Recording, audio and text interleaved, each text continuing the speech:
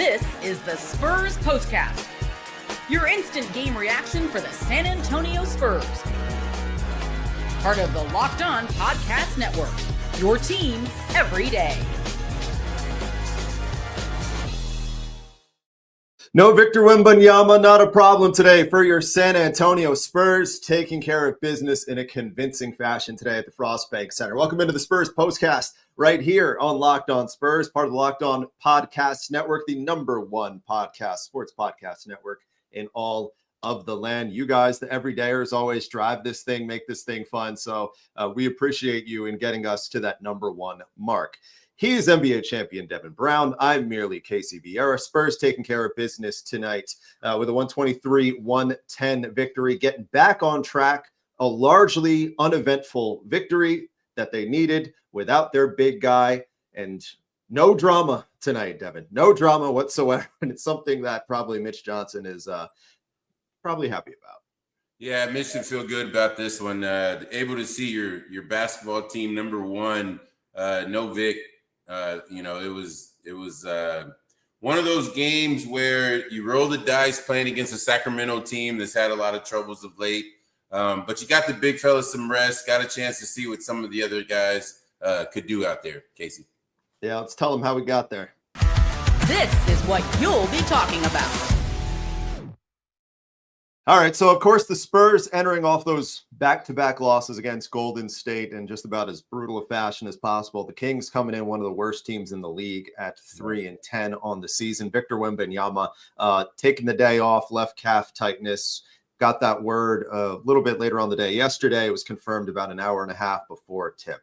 Obviously, that meant plenty of touches for De'Aaron Fox, and that's something that he needed coming off of 2 days, which he heard all sorts of things, most of them not particularly endearing. And his stat line looks pretty good tonight. 28 points, 11 assists, 11 of 20 from the field, 4 of 8 from three. 7 Spurs in double figures. Barnes 20, Luke Cornett 13 and 11, Keldon 14 and 12 as well. Vassell, Julian Champagny, and Jeremy Sohan also cracking double figures. They needed balance tonight, my friends. A little bit of everybody to make up in Victor Wembanyama's absence, and they did exactly that against a team they were supposed to beat, and they did. Yeah, a get-right game. And what I mean by get-right game is this. Some of these guys, they had to get right today. And what a perfect opportunity. Perfect opponent. I will give the Kings credit. Coach Christie has them playing very hard. But, Casey, when I look at the Kings team, I see a lot of potential and weapons, just no substance. There's just nothing there. Oh. I don't know if you eat neck bones like I do, but it reminded me of that. But you got to give it to San Antonio coming out, staying focused. And Casey, what about the second half? And we'll get into it later. Castle, able to get some rest too. And like I said, we'll get into that later, but let's talk about the rest of the Spurs. I thought the bench played great today, moving the ball around. Of course, De'Aaron was out there facilitating everything.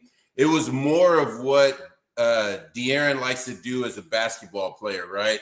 And it's one of those games where Mitch puts him out there with all these different lineups, let him get, used to everything. And as a bonus later on, De'Aaron, you'll get Big Vic back. So just a great bounce back game for the Spurs, Casey.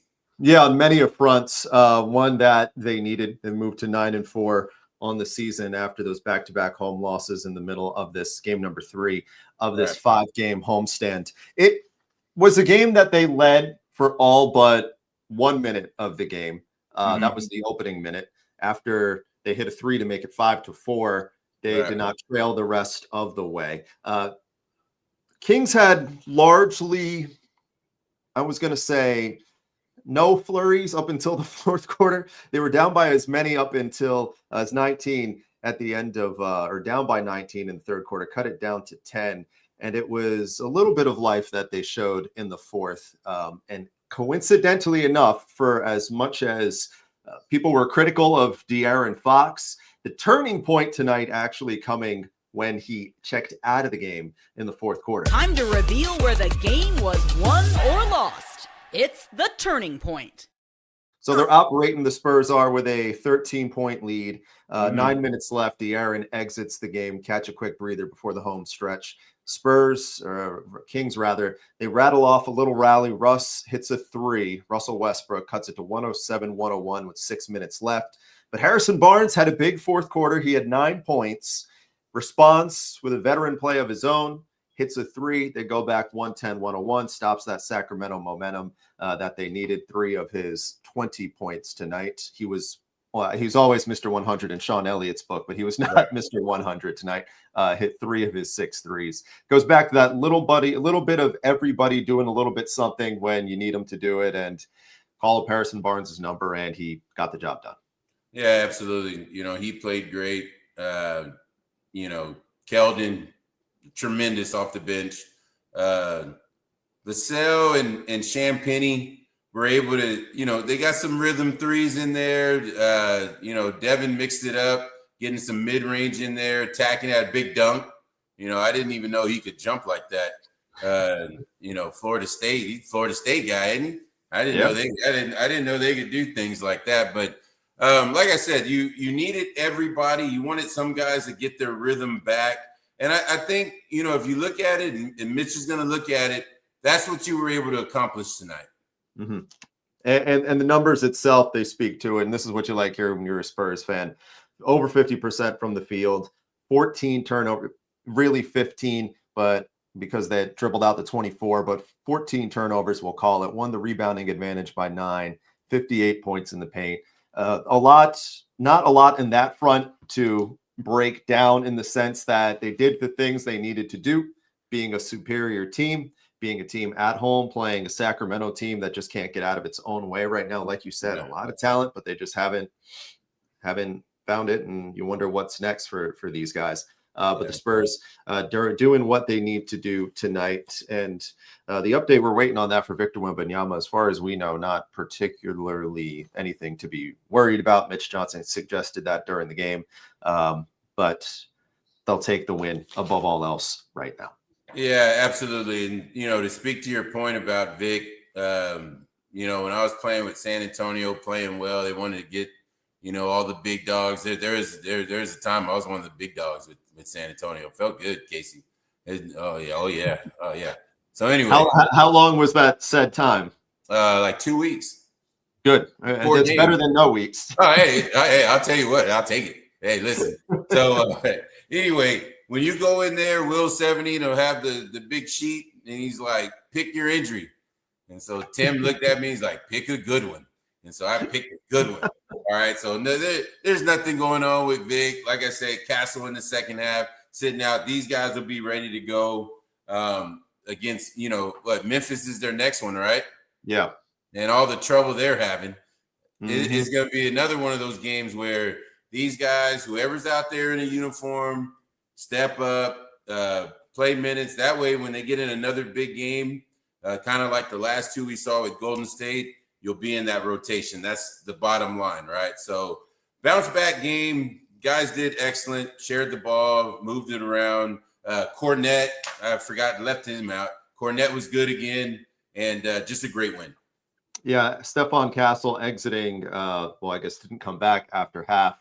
Hip situation. Again, right now doesn't appear to be anything overly cautionary. We'll find out.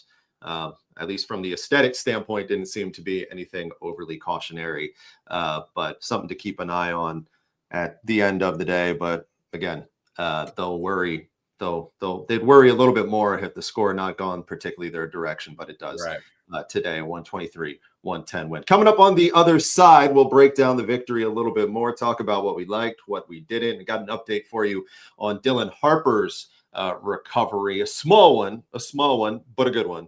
Got that coming for you on deck right here on the Spurs postcast right here on Locked On Spurs. But before we do that, I want to talk to you about a few of our friends that drive this program.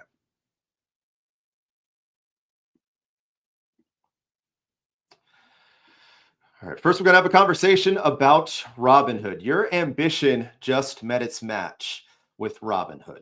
You play for the win, not just on game day, but that said, every day.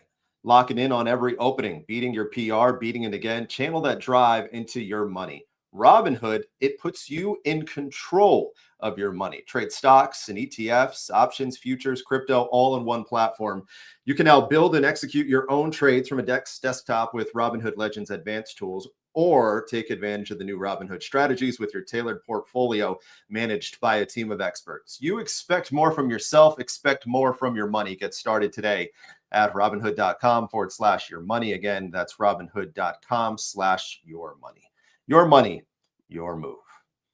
Hey, as we know, nothing feels more money than being in an NBA arena this time of year, being at the Frost Bank Center or wherever you are watching the San Antonio Spurs. But let's be real, getting tickets sometimes not the most endearing of experiences, between the waiting in queues, the surprise fees, the price hikes right when you get ready to check out. If you're anything like me, you get frustrated. So that's where Game Time comes in. It's an app that gives fans the advantage, the ultimate life hack for scoring some big-time NBA tickets, quick, fast, easy, stress-free. It's going to be what you want to use for the remainder of this Spurs homestand coming up. So take the guesswork out of buying NBA tickets with Game Time. Download the Game Time app, create an account, and use the code LOCKEDONNBA for $20 off your first purchase. As always, terms do apply. That's LOCKEDONNBA for $20 off with Game Time. Swipe, tap, tickets, and go. And finally, FanDuel, in part, putting this program together today. As we know, again, the NBA is back, and there's no better place to get in on the action than FanDuel. It's the official sports betting partner of the NBA. Even if you miss the start of the game, you want to ride the hot hand, FanDuel, they have live bets on everything from who's going to score next to fourth quarter comebacks. Plus, you can even combine your live bets into same-game parlays for a shot at an even bigger payout. It keeps every game exciting, especially when your team's making that late push. So right now, FanDuel is giving new customers $300 in bonus bets when your first $5 bet hits. So head on over to FanDuel.com, sign up and play your game with FanDuel, of course, the official sports betting partner of the NBA.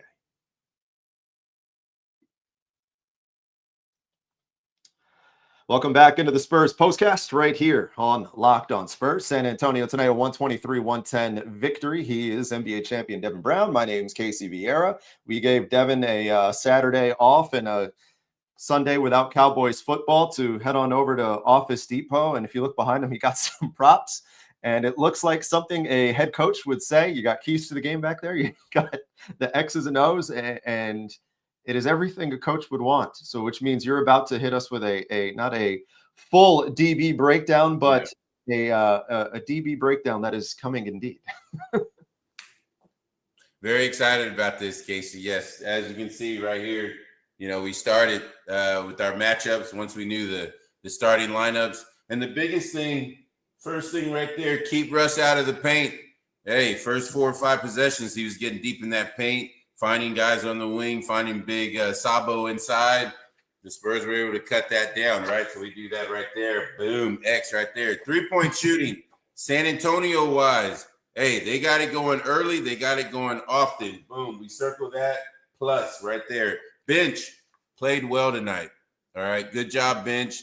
Bench was awesome. All right, we circle that. Boom, plus right there. Fox, the last thing I'm going to say, Casey, right here.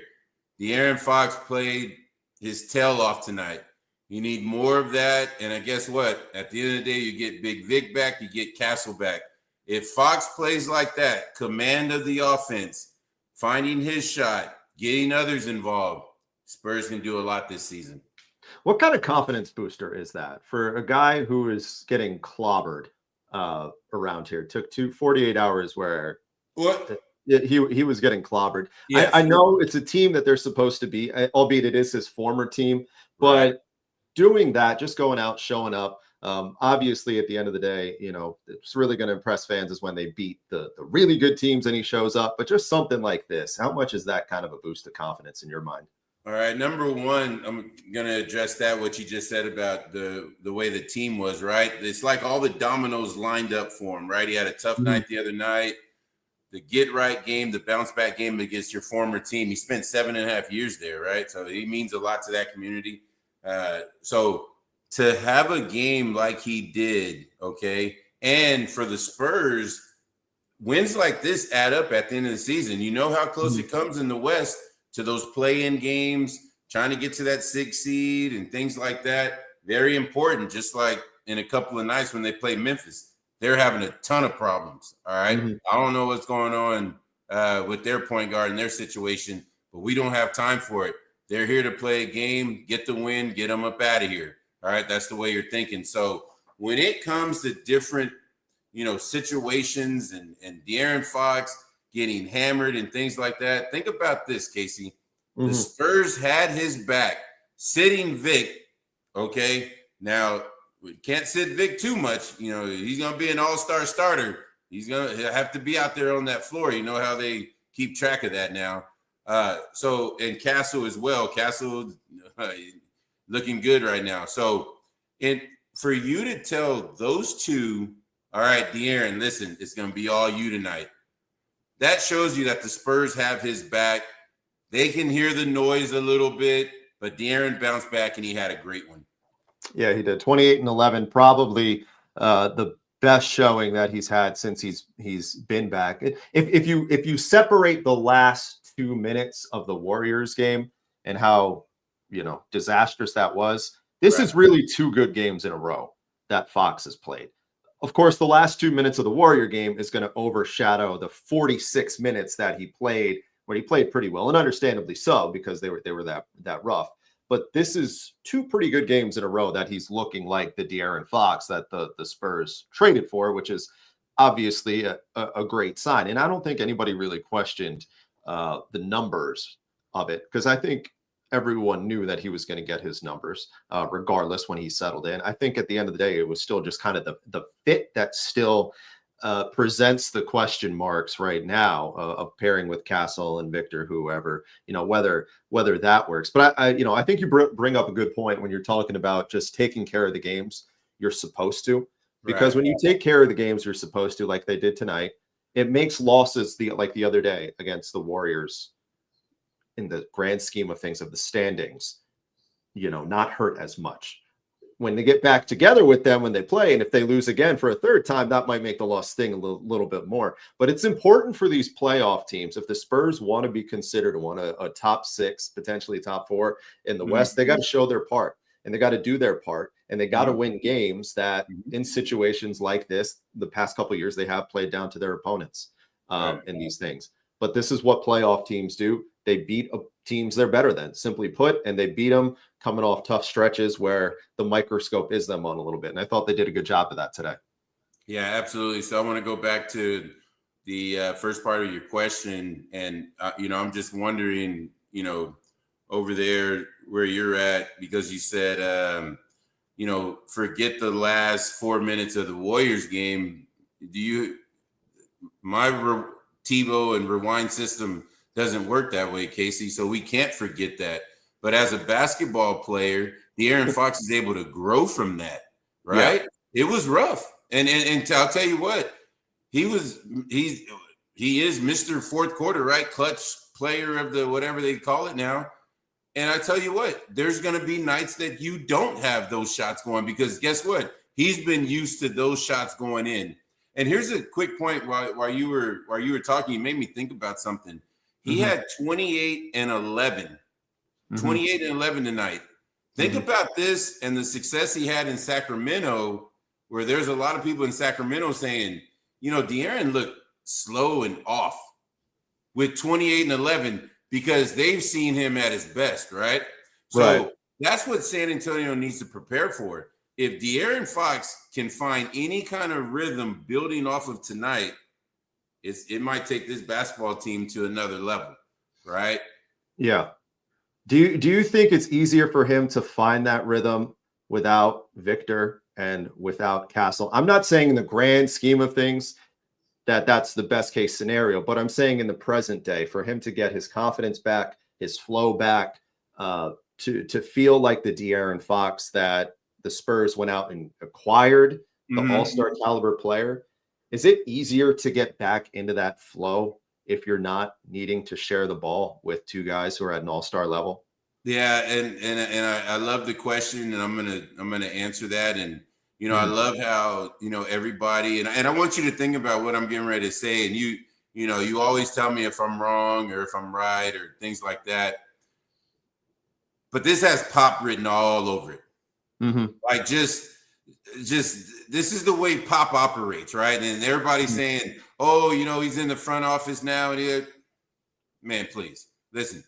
Pop knows where the gym floor is. He knows where Mitch's office is, and if he's got something to say or some advice to give him, he's gonna do it. So I'm gonna say why I feel like his imprints are all over this, because we already know what Victor Wembanyama can do, right? And you're gonna live with the good and bad that he does because he's a megastar, he's a superstar, okay? But he needs Robin. I was about to say Batman, but he needs a Robin, okay? And who do you have that in? You have Castle stepping up, but you have De'Aaron, 26 years old. He's an extension. He's got everything. All the stars line up for De'Aaron Fox. Well, this is one of those games. If Pop was coaching, he goes, Vic, sit out. De'Aaron, this is all you. Go out there, find your rhythm. And that's what I felt this was tonight, even though Mitch is on the sideline. I think that makes sense. They'll never say that. They'll never present that. And I think they would actually be in trouble with the league if they actually presented that too. So that's the other thing why they would never. But that type of thing makes sense because the trajectory that Fox is on in terms of criticism, it reminds, because it's going to come about again, because the Spurs are not going to win every single game the rest of the way. They're going to lose a game where they play a good team and he doesn't play well, and people are going to be shooting arrows at him again one more time. And it reminds me a lot of the LaMarcus Aldridge. Let's try this again. The LaMarcus Aldridge thing a few years ago. Playing next to the Tims, Kawhi before everything happened. Tony Manu. He was the one that when they struggled, he was the one that took the bullets again, whether it's fair or whether it's not. And I looked at the criticism that Fox got the other day, and it felt very similar to that, because that's just, again, what comes with relevancy and being the highest paid player on the team. So, when you say things like that, when you talk about the idea of getting him right, there is no better way to get him right, to put him in a position, even if it means taking your best player out of the game for one of 82. I mean, you do it, you try it. You have to think the long game here, because they're not going to win any substantial basketball with De'Aaron Fox playing like he did the other day, losing confidence. They're just not. No. And so if it means that you put Wemby on the bench to catch his breath for a little while, Castle, if you operate under the assumption if this was a playoff game, he would have played the second half. You let him catch his breath. It's a unique opportunity to help De'Aaron get right. And if that was what they were thinking, which again, you seem to think, and it would make sense, I think that's the smart move that they did. Even if they lost this game, just the volume that he would have gotten to get in the flow. Of course, if they lost, he would have taken all the criticism again. But from an X's and O's standpoint, it can't hurt. Yeah. Yeah, no, definitely. And all I said was, and I didn't mean to cut you off. All I said was, if they come back, because when Levine hit that three in the corner, when Sohan got his hands caught in the cookie jar, I'm thinking, uh-oh. And I text you, didn't I? I said, saddle up for the fourth, because we've seen it before. But the Spurs, they did a different, type of deal. And of course, like you said, the Kings can't get out of their own way. All you got to do is see the Kings take a shot and then look through your television and look at the assistant coaches do this. And there's some problems over there. But listen, if Doug Christie, this is his first full year, and this is not college football, right? Yeah. This is not college football. So I think they'll give him a full season. If they don't, I saw on the bench, they got Bobby Jackson there. Now, if Bobby Jackson ever gets a chance to be a head coach, Casey, I might be leaving. I might be on the bench somewhere if he gets a head coaching job. But we won't get into that. We're going to talk about this and the here and now. The Spurs got themselves, like the Kings got to a 6-point game. The Spurs did what they needed to execution-wise without Castle, without Wemby, and they were able to close it out. Yeah, for as much as we're showing love to Fox tonight, in this 123-110, despite his 28 points and 11 assists. Where's my numbers? 28 points, 11 assists, 11 of 24 of 8 from 3. In your mind, however, the player of the game is actually not De'Aaron Fox. This is the Locked On Player of the Game. Because he'll inevitably get another one, and when someone played like as well they did today, as you're about to mention, you got to show him love. Got to show him love. Keldon Johnson, congratulations to you. This is what San Antonio is all about, the way Keldon plays, all right? Now, you know, if Keldon's not playing hard, or if he's not into a game, right, he's having an off night, you won't hear 1,000 into the TV. So guess what's going to happen, Casey? You're going to hear that 1,000 times because Keldon's out there working his butt off. He's the player of the game tonight. Both ends, showed up, a lot of energy off the bench, helped the Spurs to a big win. Just to blow out the people's speakers again one more time. What was that sound?